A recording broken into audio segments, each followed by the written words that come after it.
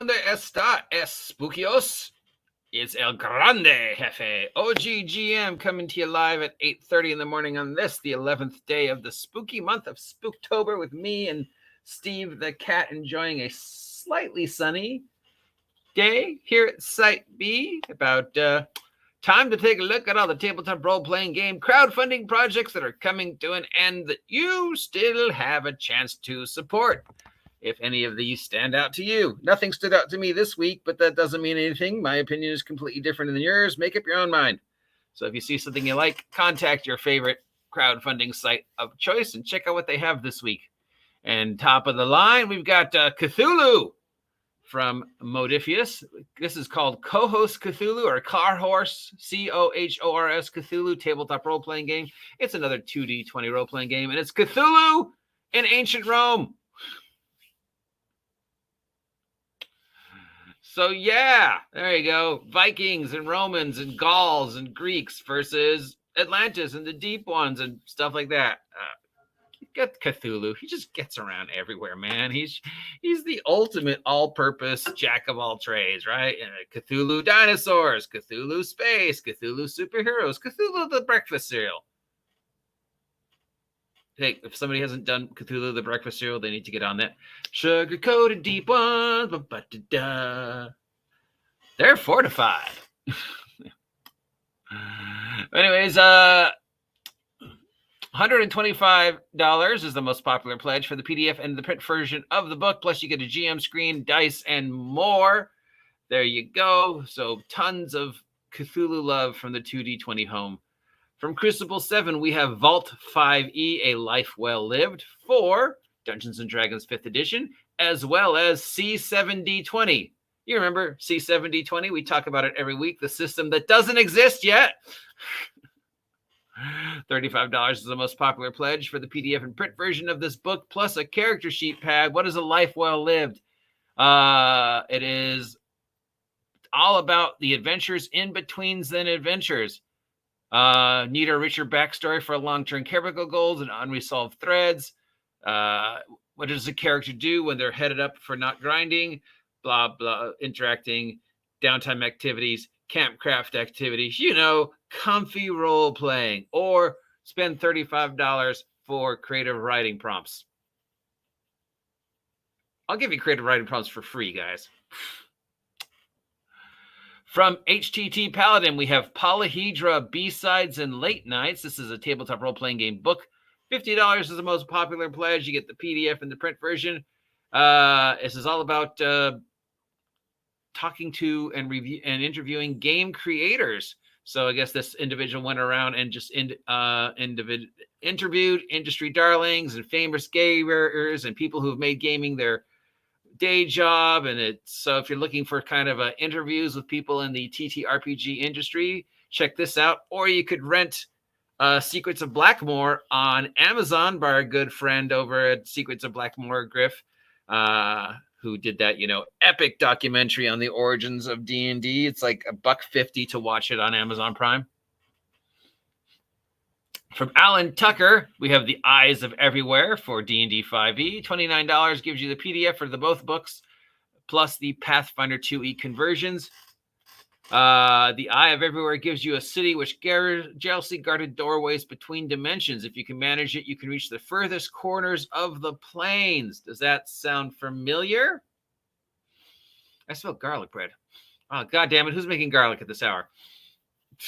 Oh, now I'm going to be salivating for garlic bread. Yeah, does that sound familiar?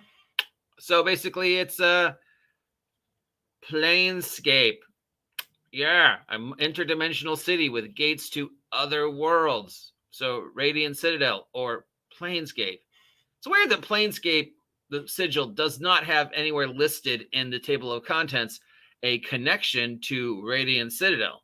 You'd think that would be a no-brainer. So anyways, if you're looking for a cheaper version of Planescape, you could pick this up for $29, or you could get Planescape PDF for $14 on drive-thru. From Chamomile Has a Project, we have Mr. Vampire for Fate. $25 is the most popular pledge. Get you the PDF and the print version. It's a vampire-centric Fate campaign set in, of all places, New Orleans. And it's all about the political struggles of taking and holding power in the city of New Orleans if you're a vampire. And these symbols in no way, shape, or form resemble symbols from another. Hail Hydra. From another. Nope. Yeah, I've never seen these symbols before. Hail Hydra. From another game about vampires in masquerade and the politics of the vampires. I mean, Vampire the Masquerade. So this is basically a Fate RPG version of Vampire the Masquerade for $25. Or just spend up $25 for picking up the classic Vampire the Masquerade stuff. Because, it's freaking adventure. Yeah. Somebody said if you ever wanted to see what life was like in the world of Vampire Masquerade, just watch the John Wick movies and just replace everything with vampires, right? Because the politics and the secret societies and the whole world building of John Wick, that's basically Vampire the Masquerade and the world of Vampire the Masquerade, just with, super ninjas instead of vampires. But if you make everybody vampires and werewolves and stuff like that, it definitely does the world. I think it does the better world than Underworld. Let's see, we have the 100 Acre Wood, a Winnie the Pooh one-shot from Jerry Joe Seltzer for D&D 5e. It's $4 for a PDF, and it's about adventuring in the 100 Acre Woods with Winnie the Pooh. Did you know that Winnie the Pooh is now public domain? So you could make adventures about Winnie the Pooh. You could make a cartoon about Winnie the Pooh. You could make a horror movie about Winnie the Pooh. If you haven't seen Winnie the Pooh's horror movie on Netflix or Amazon, you owe it to yourself. It is just a mind word I can't say, but $4 for a PDF about adventuring with Winnie the Pooh. You can't lose with that one. Incursion, blah, guy with guns. We've got a menage a trois between espionage, madness, and the outer darkness. Incursion. I mean, madness and the outer darkness are kind of the same thing, because that's really not a menage a trois. It's just, espionage and madness, or espionage and Lovecraft.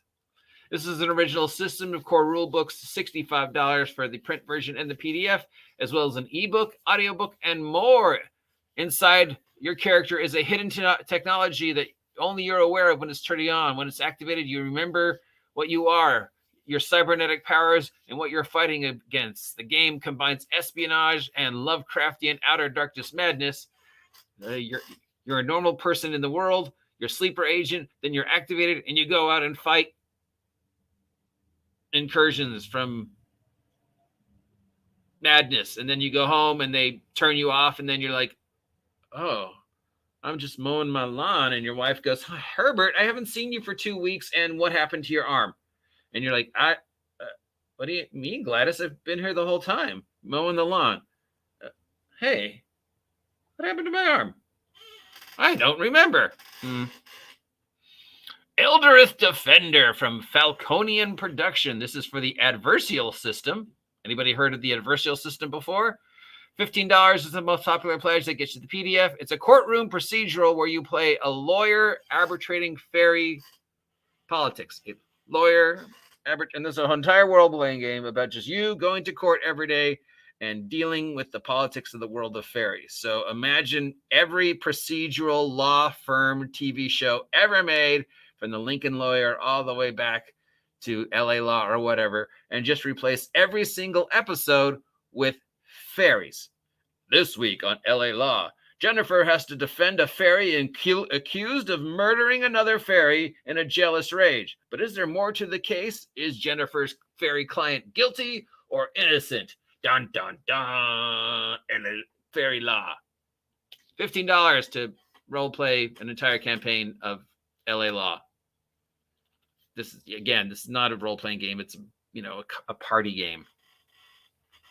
And finally, this thing, and just in case you didn't know that they met all their goals the last time, they met all their goals. Their Kickstarter is done. Their Kickstarter has been done for a while, but they like to keep reminding you, and they will keep reminding you until their next project starts. Like I said, you got to hand it to these guys, the Chad Gable, the people champions, of constantly keeping them in your periphery. Once a week, I mention them. Once a week, they're putting out ads. Every day, they churn out media to keep people, who do this kind of thing like me, aware that, hey, we're here. We're still making stuff. We've got a system. If you're looking for a 5e alternative, you could do worse than ours. Hey, you know how much we got involved with the OGL madness in January? Not at all. We just kept making product. We are awesome, and we've been around the longest. So here is a starter booklet for the mysterious Level Up 5e. Currently, it is the only existing 5th edition alternative because, Tales from the Valiant and Matt Colville's and Daggerhearts are still out there, but we haven't seen them yet that we're aware of. And that's all this week's Kickstarters. None of these really stand out to me. This one maybe, just because it's a cheaper version of, something we want to see done better than what we know Wizards of the Coast will do with it. But the worst thing, Wizards of the Coast 2024 Planescape will be mediocre and harmless. I mean, that's the best we can hope for. And so far, that's what it appears to be. If any of these Kickstarters sound like something you want to jump on, head to your favorite Kickstarting website of choice and pick them up, and they'll send you free stuff, like a sticker or whatever. No, they don't just send stickers anymore, but they really should send stickers. I miss stickers. Send me stickers, someone. I'm the OGGM, asking you to take a moment to like, share, and please subscribe. The year's almost over, and I'm 400 subs away from reaching my 2,000 sub goal. Yeah.